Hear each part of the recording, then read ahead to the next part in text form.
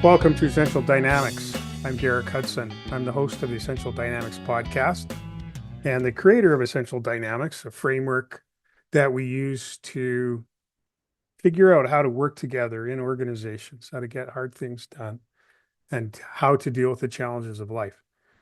Normally on Essential Dynamics podcast, we have deep conversations with interesting people. But today I'm trying something new. This is a solo effort. I don't have a guest. So we could consider this deep reflections from a person who's interested in challenges of life. What I want to talk about is how we can learn and understand these principles through the activities of life outside of work. So last week, I got to set this up right. So last week, I went on a backpacking trip in the Canadian Rockies. It's one of my favorite things to do, and look forward to a trip for months at a time, making sure that we have a good route planned and the gear ready and the right people to go on the adventure with us. And so, a lot of ways, backpacking is a great metaphor for the challenges of life. It really evokes the idea of a quest, and it all the parts of essential dynamics really come together when you're thinking about a backpacking trip. And so that's what I want to talk about today. And this is all stuff that's coming out of my head based on my experience. So I thought I'd try to do it on my own here. So if I want to take you back to essential dynamics, the idea of essential dynamics is that life is hard for good reasons, and we do better when we recognize that life is hard and that it requires something of us. And so as we look at that, we come to the idea of a quest. Now, the epic quest of fantasy seems kind of remote to us. The idea that you might be called from the village to go on a journey to fight a dragon, or that you might find out that you're actually descended from mythical science fiction fantasy Jedi Knights, or that despite the fact that you live under the stairs in your mean uncle and aunt's house, you're actually a wizard. So all those things have some fantastical elements or some science fiction elements or mythological elements in them. Um, and so perhaps we don't kind of put ourselves in the position of really understanding that we are involved in a quest in our own lives. So I find backpacking is a great way. It's like reduces everything to its ultimate essence. Why is that? Well, I'll just tell you a little bit about my trip. So I live in Edmonton, which is about 400 kilometers from the Canadian Rockies. No matter if you go southwest or west, it just takes about 4 hours to get to the Rockies, which sounds like a long distance, but in Alberta, we do things in long distances, and there's not actually all that much in between us and the Rockies. So off we go, and before you know it, we're there. So I've had the opportunity to backpack up and down the Canadian Rockies along the Alberta BC border from Waterton in the south by the US border up to the Jasper, which is straight west of Edmonton. My first backpacking trip was actually when I was a Boy Scout in 1973. And we hiked the Friat Valley in Jasper National Park. And from, I don't know, maybe 5 minutes in, I was hooked. I knew that I was doing something that I loved. And so more than 50 years later, I'm still able to do that. Very, very happy that my health and circumstance have allowed me to continue to get into the backcountry. So this particular trip was one that I've been trying to get on for a number of years.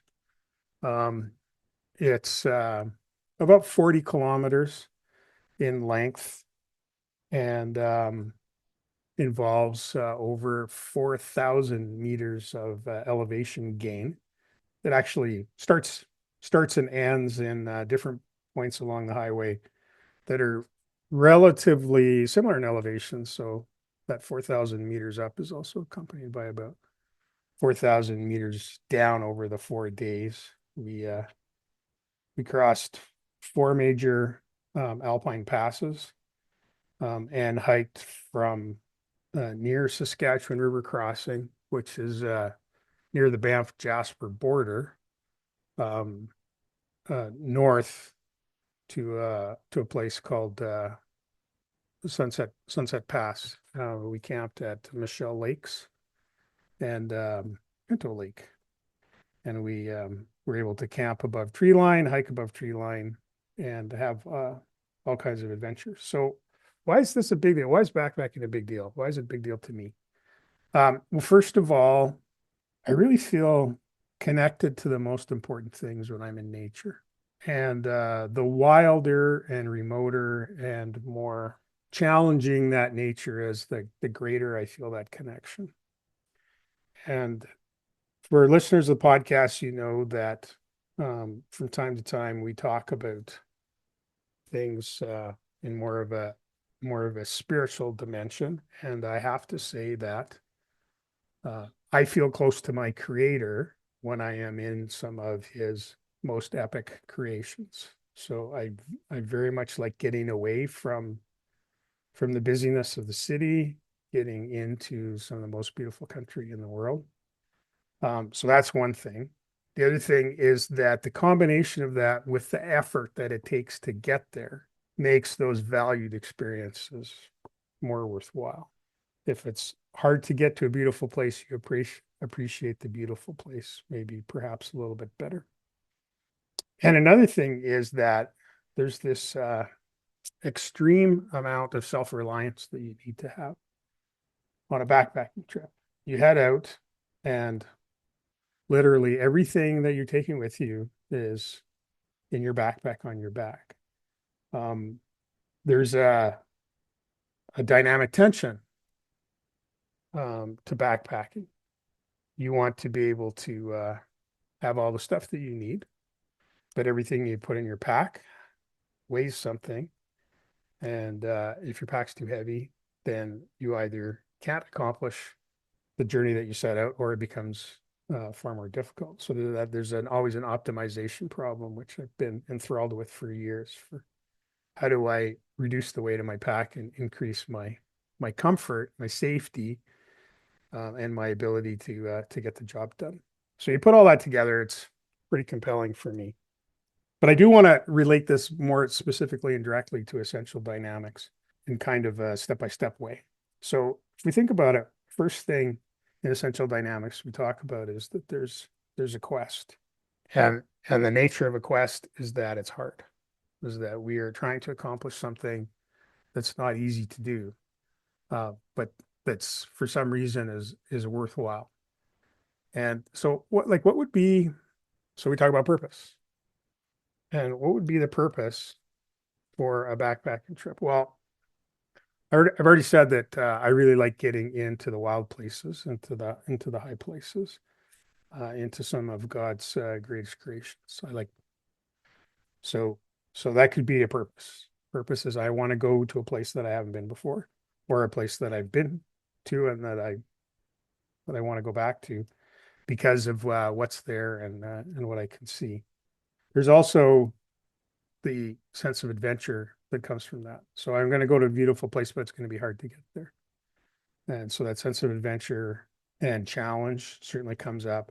And then there's also the real sense of camaraderie that I've had from the groups of people that I've been with in the backcountry. It, I think, in a lot of ways, brings out the real person, the best of the person. Certainly, there's a bit of a filter that when we're undertaking those kinds of activities, there's a certain strength of personality that just needs to be there kind of naturally. And so I find that our interests align and we work together well.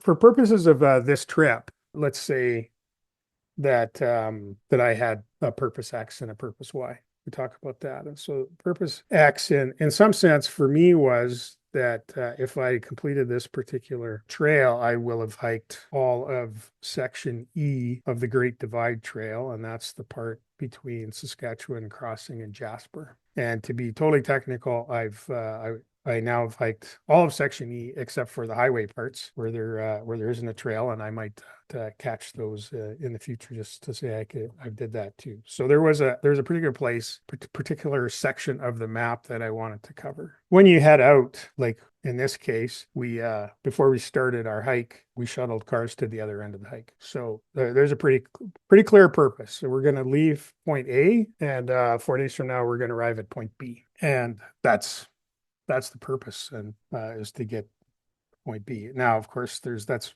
purpose X is, make a step forward. Eventually you get the 40 kilometers and the 4,000 meters of elevation out of the way, and you're at your destination. But of course, we know it's also about the journey. And so the purpose Y could be, well, we're going to have fun. We're going to have fun. We're going to do things that we enjoy doing. We're going to see alpine meadows, cliffs, and waterfalls and mountain lakes. I want to talk about that purpose X for a second, but I do want to move forward to the purpose Y conversation. But for purpose X, just one thing that I wanted to, the story in our family I wanted to highlight. A lot of times when you go for a walk, you come back to where you start. And if you decide you're not having a good time, or you have trouble with your body or equipment or the weather, then you turn around and come back, and it's a very wise thing to do. And I've done it, and I've done it so many times that I can continue to sit here and tell stories about it, because I've never been in a situation where I should have done it and I didn't turn around. But in a point-to-point one where you arrive at a different destination, there's other considerations. Probably that was most poignant in our family just over 20 years ago, when my friend and I took our daughters and friends on the Juan de Fuca Trail on Vancouver Island. And we started Monday afternoon, and our destination was about 50 kilometers away. We were supposed to arrive there on Friday. So the moms dropped us off, and off we went with 14 to 16-year-old girls. My daughter would have been the smallest of all those kids, my daughter Jade. And she's 14 years old, might have weighed 80 pounds. She just hiked like a trooper. She was just amazing the whole trip.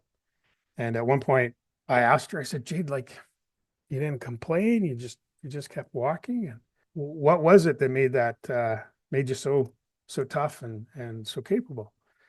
And she said, well, at the trailhead, when I watched mom drive away, I thought, if I am ever going to see her again, I have to get to the other end of the trail by Friday at lunch.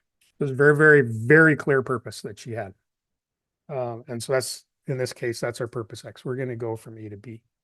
Purpose Y then is, well, we're going to have fun along the way. There's some experiences that we want to have. And I think this is a good place to introduce the idea of the fun scale, which I'll link to in the show notes, because there's an interesting story, because the person who invented the fun scale didn't make that big a deal about it, and it kind of got legs on its own. But it was Dr. Rainer Newberry from the University of Alaska, who's a geologist, and of course they're out and about doing hard things.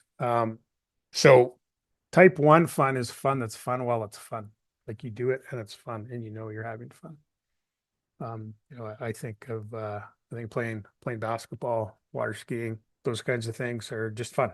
Type 2 fun is maybe not so much fun while you're doing it, but after the fact, it's fulfilling. It brings great satisfaction, and you want to do it again. And so there's a lot of parts of a backpacking trip that are type 2 fun.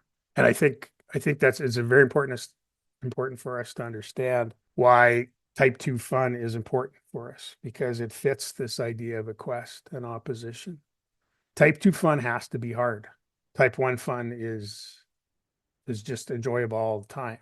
Type 2 fun has elements of challenge and discomfort in it that are really significant. And in the moment, we might say, I want to stop. Why are we doing this? This is the dumbest thing ever. I'm gonna diverge for a second here and illustrate the idea of type 2 fun by reading the account of an experience that I had in 2008. And the reason I'm going to read it is because I spent a lot of time thinking through this little concept, and I think the writing's useful, and I don't want to over summarize it. So this is a journal entry dated July 14th, 2008.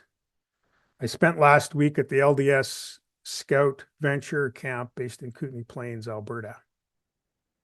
I had a great opportunity to act as a guide on the Bow Glacier activity, which meant hiking up to Bow Hut on the edge of the Bow Glacier and guiding groups of 16 to 8-year-olds onto the glacier. Here's an experience I had which illustrates why scouting is so great. The hike to Bow Hut is pretty strenuous and takes 3 to 6 hours depending on the group. The last boy to arrive with one of the groups was about an hour behind the main group. He arrived exhausted and almost sick. He wasn't in very good shape and had 2 painful ingrown toenails to deal with, along with a huge pack. His leaders fed him and put him to bed. There wasn't really any discussion about actually getting him up on the glacier the next day. We were just concerned about getting him down again. He slept in the next morning, getting up in time for lunch and packing up for the hike down, which began in a snowstorm. Again, this fellow ended up trailing the main group. By the end of the hike, he was fading fast. He said at one point, "I think I only have 3 minutes of battery life left." But an astute leader got him talking about his favorite thing, comic book superheroes, and he made it to the end of the trail. We walked in the parking lot in a blinding snowstorm just as the bus arrived to take the boys back to the main camp. I sat next to this young man on the bus ride back to camp. He was cold, wet, and exhausted. Almost all his waking hours on this whole trip were spent head down, putting one sore foot in front of the other. He didn't make it onto the glacier. He really didn't have a chance to bond with the other boys, being so far behind them on the trail, and I'm pretty sure he wasn't able to stop and appreciate the incredible scenery. Overall, maybe not a great time. However, on the bus, this young man told me this hike was the best experience of my life. That's the power of scouting and what Baden Powell was after when he said the open air is the real objective of scouting and the key to its success. We are not a club, nor a Sunday school, but school of the woods. You must get more into the open for the health, whether of the body or the soul of Scout and Scoutmaster. Wow, that kind of got me again. That was the best experience of my life. That's type 2 fun. I didn't know what type 2 fun was when I wrote that, but that's definitely type 2 fun. So here's a purpose. Here's the wrap up on purpose then. Purpose X, to get from A to B. Purpose Y, to have epic type 2 fun. Now, let's talk a little bit about the path. Of course, the path in a backpacking trip is non-metaphorical. The path is real. It's there. It's in front of you. It winds up and down over different kinds of terrain. It's easy to lose the path. That happened to us a number of times on this trip. And when we talk about the path in essential dynamics, the opposing forces that we talk about, or the dynamic tension that we talk about, is drivers and constraints.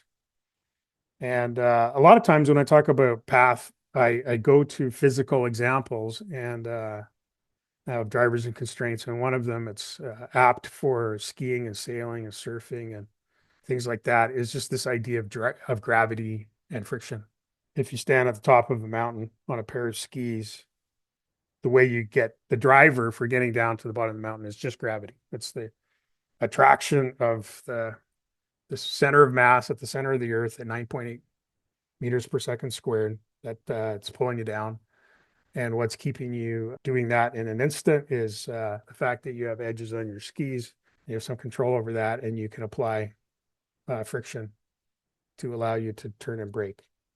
And there's that constant tension between gravity and friction, sets the course for all kinds of things in life. However, on a backpacking trip, gravity is typically not your friend. So when you're climbing, as in when you're climbing, you're walking up a trail that has some elevation gain to it. When you're climbing like that, every step you've got to lift your body weight and your pack weight up against gravity, and then try and get it to a new point and take another step. So what's the driver? Well, I've hiked with a lot of youth over the years, and there's really just a couple kinds of drivers that you see. And for a backpacking trip or many other human endeavor, it's our internal will. It's what we want out of the situation. And I've seen it in many different ways. I've seen young people who have no drive. They're not on that hike because they want to be. They don't want to get to the other side.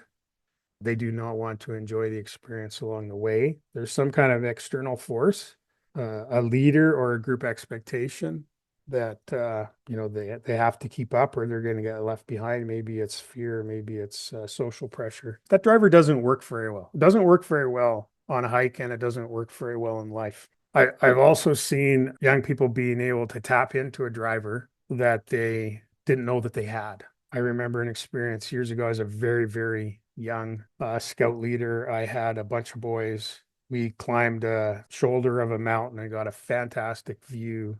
Starts raining, and we think about the path that we need to take to get back to our tents, which we can see below us. And it looks like there's this green carpet of vegetation between us high on this peak and our tents way down below in the valley. And we should have retraced our steps through a windy path down into a bowl and then down a steep mountain head wall to the camp. That's what we should have done.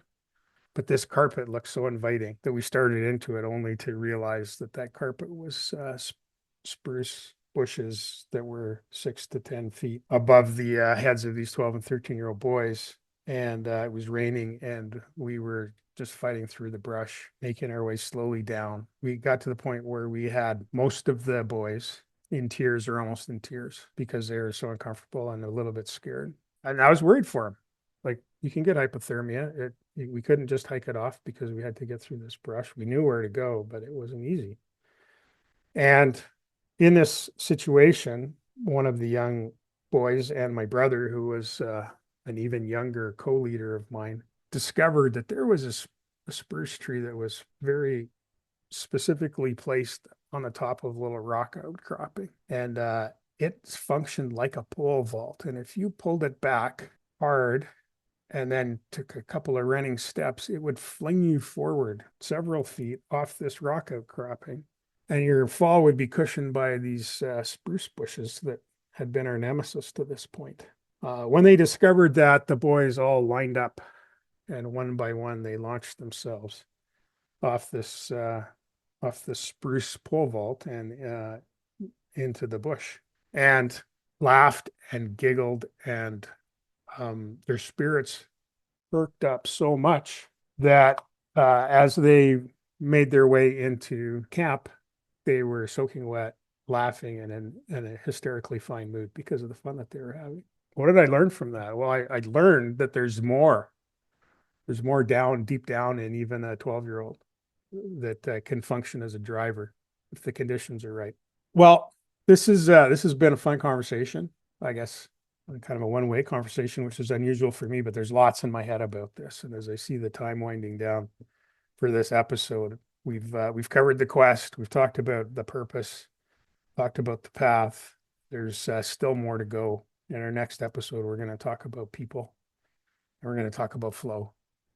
And I hope that through these conversations, some of these principles of essential dynamics become more real, more tangible, and more useful in your work in organizations and in society. Or perhaps maybe you're now pulling out the Canadian Rockies Trail Guide, flipping through it, finding a hike, and getting yourself back in the backcountry or in the backcountry the first time to design your own quest. And so as we wind up and move to the next episode, maybe for real this time, after so many episodes, you're going to be taking some time to consider your quest.